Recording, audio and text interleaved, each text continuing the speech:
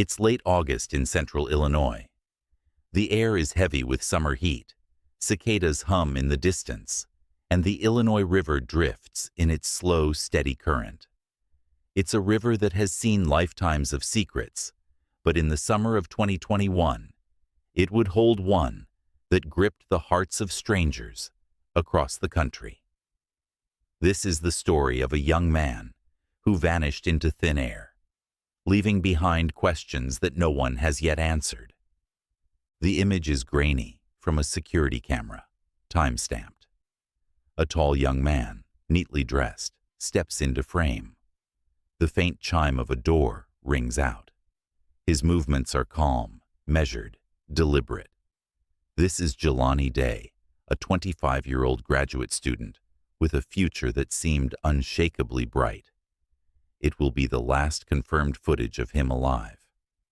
I'm your host, and this is CRIMEBOT Chronicles. If you love deep dives into the world's most gripping true crime mysteries, subscribe now and turn on notifications so you never miss our investigations. Jelani was born and raised in Danville, Illinois, one of 5 siblings, and the son of Carmen Bolden Day and her late husband. His family called him Lonnie. Friends remember him as warm, thoughtful, and fiercely ambitious. He was a standout student, earning his undergraduate degree at Alabama A&M University before enrolling in Illinois State University's master's program in speech-language pathology. His dream was to help people find their voice literally by working with patients who had lost the ability to speak. He was disciplined in his studies, close to his family, and active in his church. Professors describe him as the kind of student who makes you proud to teach. His mother says he called her every day, sometimes more than once, and always signed off with, "I love you." Jelani's life was one of purpose, which made his sudden disappearance all the more bewildering. Tuesday, August 24th, 2021, began like any other day. At 7:20 a.m., cameras on the Illinois State University campus recorded him walking into the Bone Student Center. He was wearing a black shirt, black shorts, and carrying a backpack. He looked focused, as if on his way to class or a meeting. 2 hours later, at 9:12 a.m., a different camera, this one at a cannabis dispensary in Bloomington, captured him again. This time, his clothing had changed. Now he wore a blue button-up shirt, black pants, and black dress shoes. The change in outfit would become one of the early mysteries in the case. The dispensary employee later told investigators he was polite, quiet. Nothing seemed unusual. But after that, Jelani seemed to disappear from the world. His phone records show that later that morning, he traveled north toward Peru, Illinois, nearly 60 miles away.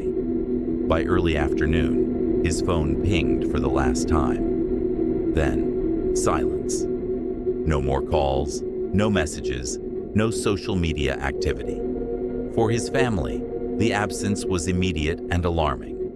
When Jelani didn't show up for class, didn't answer his phone, and failed to check in with his mother, alarms started ringing. Carmen began calling friends, professors, anyone who might have seen him. No one had. 2 days later, on August 26th, a major breakthrough and a chilling one. Jelani's blue Honda Accord was found in a wooded area near the Illinois Valley YMCA in Peru. The car was hidden from the road, parked neatly as if placed there intentionally.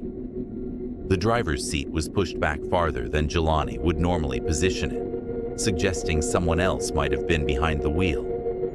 Inside, police found his wallet, his student ID, and some clothes. There were no signs of forced entry, no blood, no visible struggle. The car's exterior was oddly clean for having been outdoors.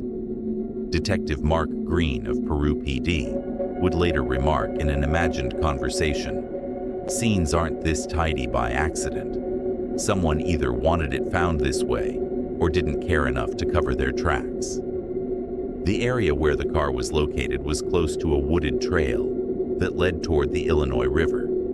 Search teams were immediately deployed. K-9 units sniffed for scent trails, drones scanned from above, and local fire departments launched boats to patrol the river. Volunteers from the community joined in, combing the shoreline and nearby woods. But after hours of searching, there was no sign of Jelani. For Carmen, the wait was agony.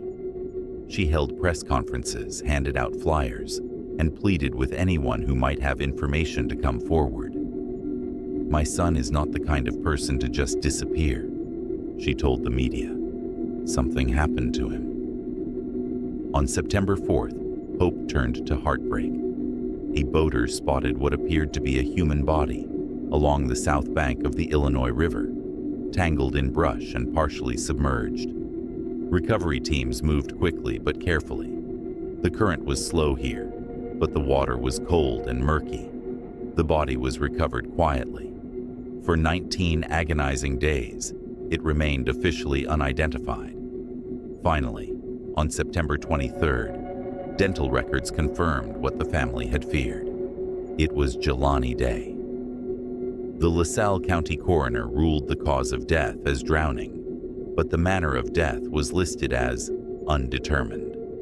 No significant injuries were found that would indicate an assault. Toxicology tests detected caffeine, nicotine, and marijuana, but not at levels suggesting incapacitation. There was no alcohol, no hard drugs, no signs of restraints, no water in the lungs to suggest a violent struggle in the water. The lack of answers only deepened the mystery. Investigators reviewed surveillance footage from the area. One camera, near the YMCA, captured a shadowy figure walking toward the wooded area around the time Jelani's car was likely abandoned. The quality was too poor to make a positive identification. His phone was never found. No witnesses came forward to say they had seen him enter the river. Theories began to circulate. Some believed Jelani had been meeting someone in Peru. Others suspected foul play, pointing to the clothing change, the abandoned car, and the clean interior. A few floated the possibility of a mental health crisis, though his family rejected the idea outright. "My son didn't put himself in that river," Carmen said firmly, "and until I know who did, I will never stop." The community rallied around the family. Students at Illinois State University held candlelight vigils. Posters reading "Justice for Jelani" appeared around campus and in shop windows. Social media lit up with the hashtag #JusticeForJelani, drawing national attention. Civil rights activists, including Reverend Jesse Jackson, joined the call for more transparency and answers. Police continued to urge anyone with information to come forward. A reward was offered, but leads were scarce. Anonymous tips were investigated, but none cracked the case.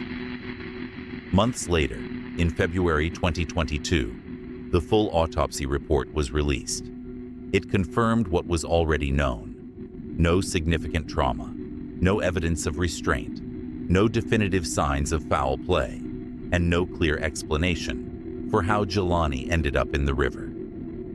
1 year after his disappearance, Carmen spoke to reporters again. "They want me to accept that my son just walked into that river on his own," she said.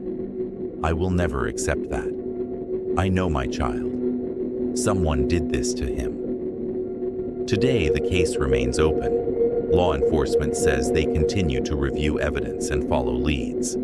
But for those who loved Jelani, the clock stopped on August 24, 2021. The Illinois River still flows past the spot where he was found, holding its secrets. For his family, his classmates, and his community, the loss is not just personal, it's a wound to the sense of safety and justice. His name lives on through scholarships and memorial events, but the questions remain, echoing along the banks of the river. What really happened to Jelani Day? And why has no one been held accountable? As we close, picture that riverbank at dusk. The sky deepens to violet, the cicadas fall silent, and the only sound is the slow lap of water against the shore. Somewhere, someone knows the truth. Until they speak, this case will remain a haunting reminder that even the brightest futures can be stolen in an instant.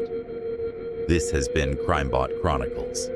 If this story moved you, subscribe to the channel, turn on notifications, and share this video to keep Jelani's name alive.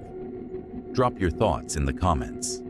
Do you believe this was a tragic accident? Or do you think foul play was involved?